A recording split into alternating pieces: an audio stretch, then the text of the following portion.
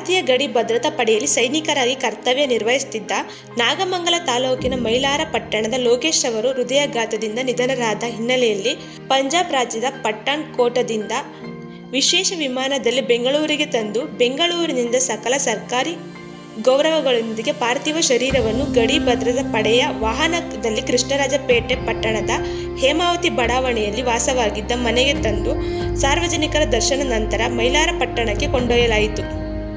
ಕಳೆದ 26 ವರ್ಷಗಳಿಂದ ಭಾರತೀಯ ಸೇನೆಯ ಗಡಿ ಭದ್ರತಾ ಪಡೆಯಲ್ಲಿ ಯೋಧರಾಗಿ ಕರ್ತವ್ಯ ನಿರ್ವಹಿಸುತ್ತಿದ್ದ ಲೋಕೇಶ್ ಅವರು ಕೆಆರ್ ಪೇಟೆ ಪಟ್ಟಣದ ನಿವಾಸಿಗಳಾದ ಜಯಮ್ಮ ಮತ್ತು ರಾಮೇಗೌಡರವರ ಪುತ್ರಿ ಆಶಾರವರನ್ನು ವಿವಾಹವಾಗಿದ್ದು ಪತ್ನಿ ಹಾಗೂ 12 ವರ್ಷದ ಹರ್ಷಿಣಿ, 7 ವರ್ಷದ ಹರಿಣಿ ಸೇರಿದಂತೆ 2 ಹೆಣ್ಣು ಮಕ್ಕಳೊಂದಿಗೆ ಸುಖಿ ದಾಂಪತ್ಯ ಜೀವನವನ್ನು ನಡೆಸುತ್ತಿದ್ದರು. ತಡರಾತ್ರಿ ಪಂಜಾಬ್ ಜಿಲ್ಲೆಯ ಪಠಾಣ್ ಕೋಟದ ಗಡಿ ರೇಖೆಯ ಬಳಿ ಕರ್ತವ್ಯ ನಿರ್ವಹಿಸುತ್ತಿದ್ದಾಗ ತೀವ್ರ ಹೃದಯಾಘಾತಕ್ಕೆ ಒಳಗಾಗಿ ಸಾವಿಗೆ ಶರಣಾದರು. ಭಾರತೀಯ ಸೇನೆಯ ವಿಶೇಷ ವಿಮಾನದಲ್ಲಿ ಲೋಕೇಶ್ ಅವರ ಪಾರ್ಥಿವ ಶರೀರವನ್ನು ಬೆಂಗಳೂರಿಗೆ ತಂದು ಅಲ್ಲಿಂದ ನೇರವಾಗಿ ಅವರ ಕೃಷ್ಣರಾಜಪೇಟೆ ಪಟ್ಟಣದ ವಾಸವಾಗಿದ್ದ ಹೇಮಾವತಿ ಬಡಾವಣೆಯಲ್ಲಿರುವ ಅವರ ಸ್ವಗೃಹದ ಬಳಿ ಪಾರ್ಥಿವ ಶರೀರವನ್ನು ಇಟ್ಟು ಸಾರ್ವಜನಿಕರ ದರ್ಶನಕ್ಕೆ ಅವಕಾಶ ಮಾಡಿಕೊಡಲಾಯಿತು.